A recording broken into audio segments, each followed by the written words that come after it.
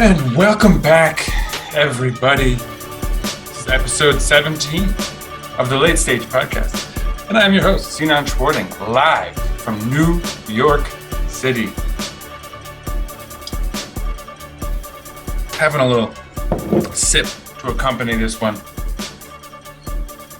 Dark week of news, as per usual. But I'm going to switch things up this week. I'm going to do my best to kind of change things up. And of course, that doesn't mean ignoring bad news by any stretch. And some of this stuff will be infuriating because what's a news cycle without a little bit of infuriating? But what we're going to do is, very briefly, deliver the bad news that everyone is probably most aware of, and then sort of move our focus elsewhere. Have some fun with stuff happening around the world that isn't maybe in the public eye at the moment. I guess where do we begin? Usually I have some fun with things at the beginning. With cultural events. Sort of breaking down the fourth wall here. But yeah, I don't know. There's a lot to be excited about. Moon Knight coming out soon for any comic book jerks like myself. I was going to say nerds, but I know how nerds don't like people self-identifying and all that by that term. You got to be labeled by them or something. Whatever. I am a comic book fan. They're prominent in my home's display. So yeah, I'm very excited about Moon Knight coming out. I've recently seen the Book of Boba Fett. I think everything Star Wars tends to garner just like a ton. Whoa, there's my cat. Tends to garner a ton of like negative criticism or just outrage. Everyone has their own sort of expectation of what they want Star Wars to be these days. But so, with that said, I saw some negative stuff, nothing really focused. And so seeing it myself, I had a lot of fun with the Book of Boba Fett. There's some like corny things here and there that people will feel out of place. But at the end of the day, I think a key aspect that's allowed me to enjoy a lot of this stuff that's coming out these days, even if there's like inconsistencies and small issues here and there or whatever, it's just that you have to kind of remember that it's like made for young people, especially kids even. And the same sort of like childlike wonder that we brought into Star Wars or comic books or whatever else, video games, that like got us excited to the extent that maybe we're hyper or super into them now. A kid is just meeting this stuff for the first time somewhere. So having a child myself, I think I can attest. I get to witness some of that childlike wonder. For example, like I went to see the big Spider-Man lately with my daughter, and she was just seeing her enjoy it made it so much more fun for me. So, with all that said, there's my weekly pop culture segment. So let's get into the news. And there's plenty of it, as always. I think, first of all, just for the sake of posterity, I'll touch on Europe, and obviously, touching on the war, which is a catastrophic event, by all means. And I think the best way to illustrate that, without focusing too much on it, but sort of underlining the gravity of what's going on there, 1/4 of Ukraine's population has been displaced by this war. And what that means in numbers, and this is now, I think, a couple days old. I'm doing this super late night, so a couple days is really like a day. But anyway, 3.2 million people recorded having left Ukraine, 6.5 million people within Ukraine, and these are rough figures, I would assume, but 6.5 million people from within Ukraine probably going west to get away from bombs and the like. So obviously an absolute catastrophe. I still contend that the sort of smattering of far right, sort of maybe neo-Nazi types would never legitimize the brutality of war that we're seeing in Europe right now, and certainly not the sort of colonial sort of possession of land and old school geopolitics of doing things in your backyard, or that like something being in your backyard legitimizes you doing whatever you want there. Boomer shit, in the words of a friend. But so, that's it. That's really all we're going to say about Europe in this episode and about that war, for the sake of not dwelling on it, because of the fact that it's so thoroughly covered elsewhere. And because of the fact that I promised to sort of focus more on things that are not covered so much elsewhere, but also for the sake of, despite what is a very terrible circumstance for the people of Ukraine, and what is a very bad chapter for humanity in a lot of ways, there is stuff happening everywhere in the world. And so in light of that, I've given a lot of attention to that war, and I will continue to do so for sure. Moving on, right? Let's focus on some other things. And so this week, Africa, we're going to start with. And this is for me, cheers to that. I hope I'm not showing the sponsor. It's maybe not allowed. Stole one of those from my wife.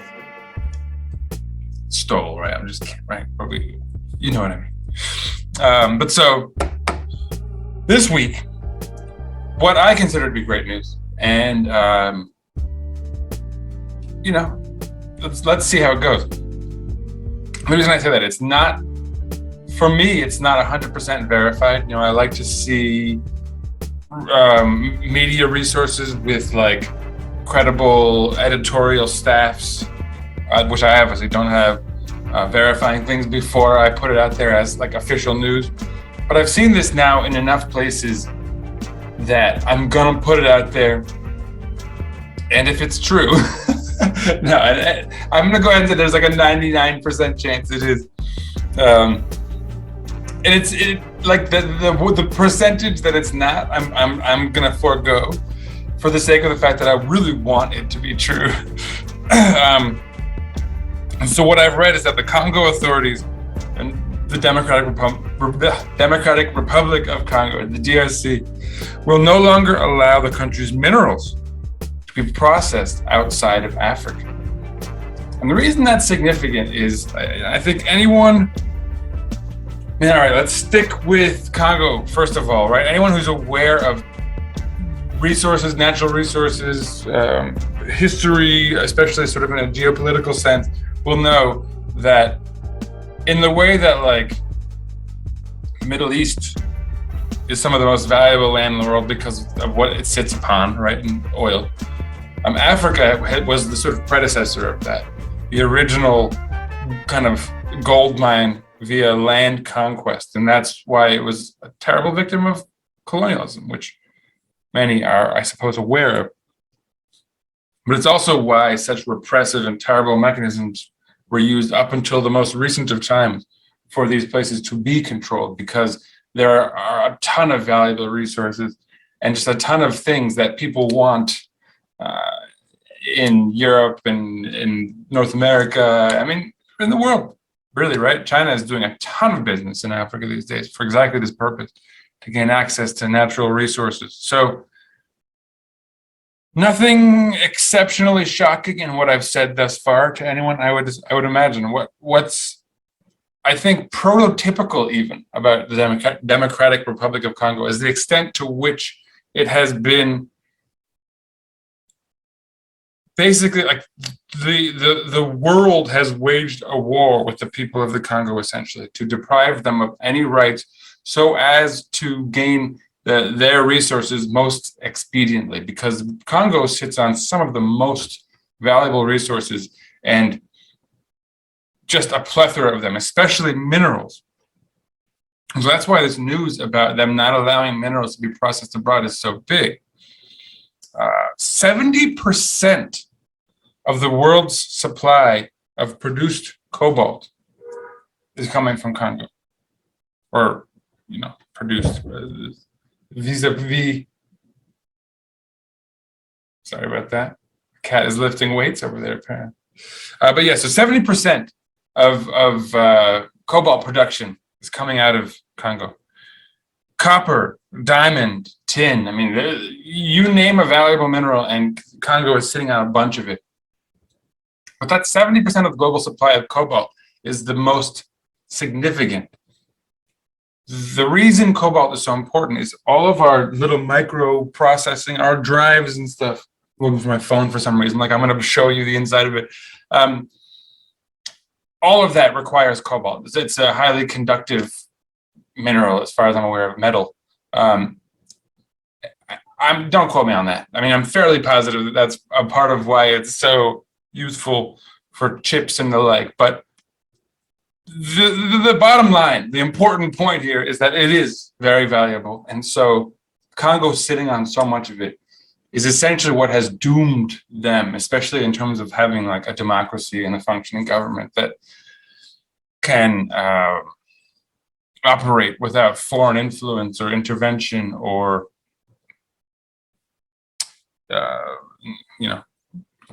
thieving hands, so to speak, right? I mean, it's really one of the last countries to get to free itself from colonialism, and it has struggled the most in terms of having stability and good governance and all that. So there's a reason for that, for sure. But this is the type of thing that could go a long way to fixing this in the long term. And for anyone who's unaware of the kind of mechanisms of neocolonialism, production is a key component, right? In the same way that you have oil being produced in places and refined in others. And so, even in places that produce oil, the people generating the bulk of the wealth are often elsewhere. And that's true for most resources. And I think the classic example was Coca-Cola, which took coca leaf originally and cola nut.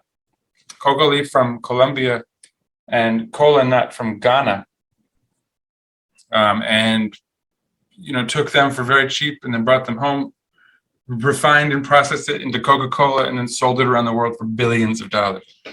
But so that was a kind of classic prototype for the mechanisms of neocolonialism, and it's why Congo sort of retaining its ability to refine and produce its own resources is so important for them. So good luck to them. I hope it's good. I hope it's true. I hope it's not like, it's staying within Africa, but it's just going to like another country that's taking advantage of them from within Africa, or that's worse yet, controlled by foreign nationals, whatever it is. So, crossing my fingers, of course, for the Congo long term. It would be hugely beneficial if that means that they're cutting out a middleman of some sort. Cheers. Yeah, I mean, I really can't underline enough how valuable it would be for them to be able to produce those minerals on their own. For anyone unaware of like how the Coca-Cola prototype for neocolonialism worked itself out, right? Coca-Cola has notoriously been accused of replacing governments in Colombia historically over labor union disputes because of their need for that cheap coca leaf. So it's just an example of how what's been going on in Congo could be so weaponized against them. Anyway, moving on to Asia. And in the vein of good news, right? Like I mentioned in South Korea that there's some bad news. They have a somewhat far right-wing dude who won their recent election. Their new leader is a anti-woman sort of meme of sorts. Not a particularly good dude. Luckily, however, before he's come into power, some others have managed to do well, and I don't know that he'll change any of this, hopefully not. But South Korea has done some amazing work with green energy. And so in line with one of my podcast's promised features, I said I'd talk about the environment. Here's some good news. The concept of solar flowers have been developed by South Korea, and they've now put one into practice on a 12-mile-long reservoir. And it's the sort of main water source for Hapcheon city in South Korea. They've placed these large solar panels. And so if you see the video for the podcast, you'll see images of it. Otherwise, probably no such luck. maybe I'll use it for the image of the podcast. I don't know. Yeah, why not? We'll see if I can get a good one. But so they are supposedly going to be the result of this technology is that you'll have some of the world's largest solar farms, and this one in Korea that's is now included in that scope. 92,000 solar panels fit on here, producing 41 megawatts, which is enough electricity for 20,000 homes, which is certainly nothing to sneeze at. The concept of putting these things in reservoirs where the water is very still, I suppose, is especially, clever. But I wonder how practical these things would be on choppier water, right? But if they work there, even better. But certainly it's also the beginning of that, so that technology developing could get it there if it's not there yet. But either way, that's fantastic news vis-a-vis technology. I've spoken at length about how what's happening in in Ukraine with Russia is very much a product of oil and people feeling somewhat handcuffed in how they can respond is also a part of the fact that they need oil from Russia, and the fact that Russia has been able to fund their military to the extent they have instead of developing stuff for the benefit of their people is also very much a product of the sort of myopic view of oil within their economy and how that can serve the people of Russia or a person in Russia anyway. But so all of that aside, then on the flip side, you have like Saudi Arabia and what our dependence on their oil has us doing in Yemen and the like. So many reasons in that regard not to want us to need to rely on oil and oil states beyond climate change, which is perhaps even the most pressing existential concern of our times. But so, here we have some technology that could theoretically do a lot of good. And in doing so, allow our grandkids to have grandkids or something along those lines, right? So, yeah, great. Congrats. Great job, South Korea. Moving on. And so here's the sort of, I promised some slightly infuriating news in this episode. And here we go.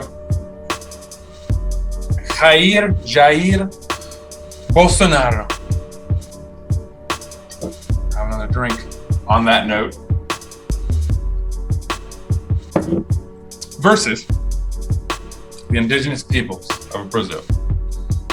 The indigenous people of Brazil occupy, control. I don't even think they view themselves as like owning, right? Given their view of the land itself, but they live in 13% of Brazil's territory, and much of it the Amazon, which is, of course, uninhabitable anyway. The Amazon produces 16% of our planet's oxygen, on land. So it's incredibly important for the entire planet that the Amazon rainforests exist to the scope, to the extent that they do, but also that they be protected. And so the people who live there, if they give incentive for that land to remain there, it's better for everyone in a sense.